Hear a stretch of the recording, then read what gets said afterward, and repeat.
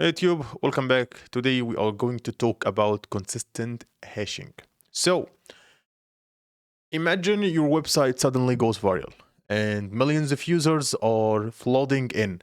But how do you handle all that traffic without your servers crashing? The answer lies in using a distributed systems. And one of its keys techniques is consistent hashing. Okay. So first, we need to understand the problem with traditional hashing.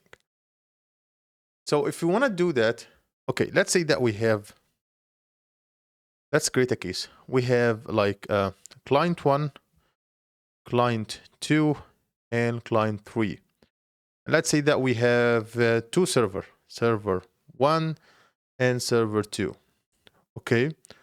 And in between, we have our hash. Our load balancer will distribute the system. They will distribute the load, and basically it will do hashing. It will hash each. Oh, okay. Sorry. My image is overlapping with the servers. I guess this one, yeah, server 1 and server 2. And in between here, we will do the hashing process. So we'll know which client will be directed to which server.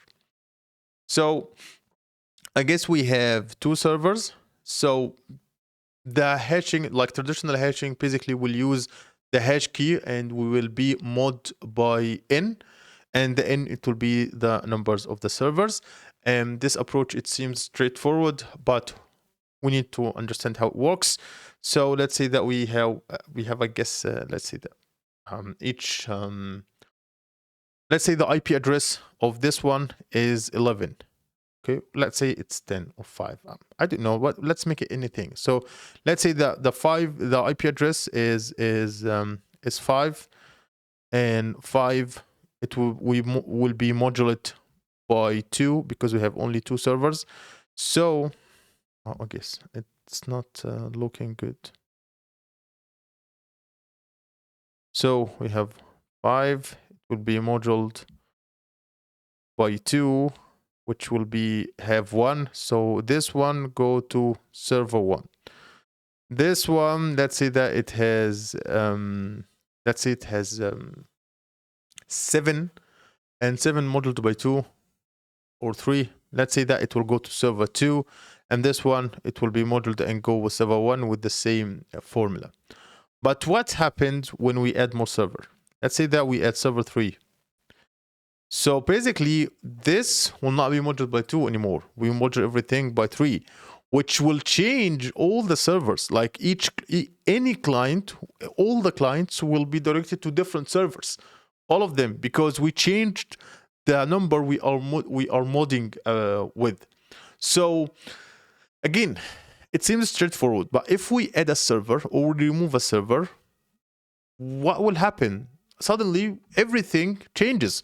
Most requests will get reassigned, leading to massive rehashing, potential downtime, and a very unhappy user. Also, we lost all the cache. So adding servers make total chaos. Server fails, even more chaos. This where consistent hashings comes to rescue us from this nightmare. How this happen? So let's imagine that we have like. Can I change the color? Because yeah. Okay, let's imagine that we have a ring, and inside this ring, you can find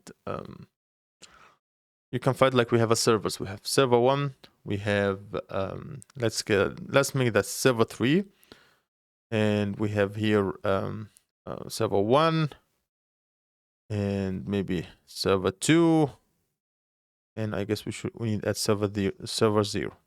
Okay, and we will have keys. So basically, in the consistent hashing, we use a hash ring, as you can see, which is a circle space where both servers and data keys are positioned.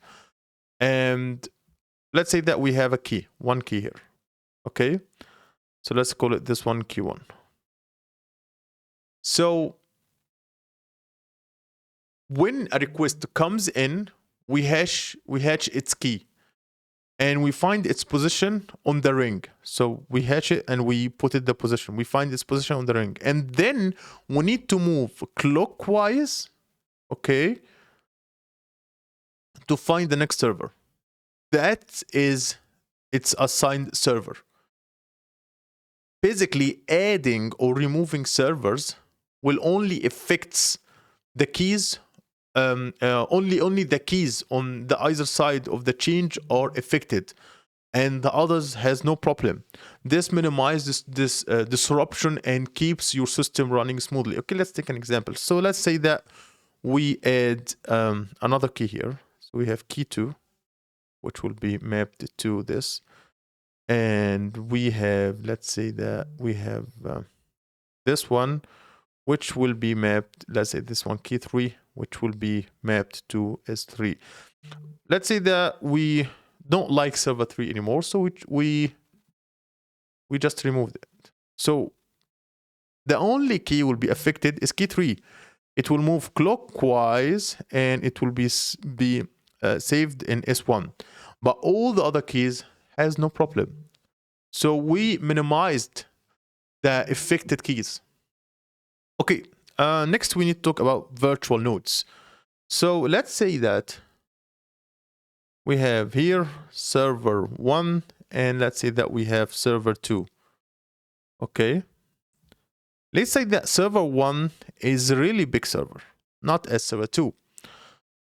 So we can use a virtual. So basically, since it's a big server, it can handle 2 times traffic that, as server 2. So we can use a virtual node. So we can make another position. We can position server 1 in another on other place on the ring. So it can have multiple positions. So again, but if you think, what if the servers are unevenly distributed in the ring? So we go with the virtual nodes. Like instead of one position each server gets, we get multiple or virtual positions. This balances the load and improves fault tolerance. And if server fails, its load is spread across others, not just immediate neighbors. So there is two benefits from this one. If we have one server, let's say that we have server 3, and yeah, let's just make it with 3 servers, and server 2 is a virtual node. So if server 2 has a problem, let's put here server 4. Okay, if server 4, and let's remove this virtual node and try to understand what's going on. So let's say that server 2 is not available anymore. So when server 2 it's not available, and we put all its data to, we move clockwise and we send it to server 4, all of it to server 4. But what if we have more than virtual nodes? So if server 2 has a virtual node here for example, and server 1 has a virtual node here, and let's say here, sorry.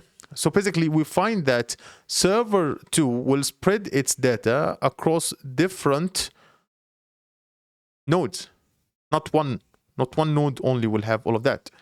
Also, which is even better, if server 1 can handle too much requests as server 4, we can add a virtual one here, is 1.1, so it can take 2 times request as server 4. So we make sure that we don't have any server that is underutilized. So yeah, that's it.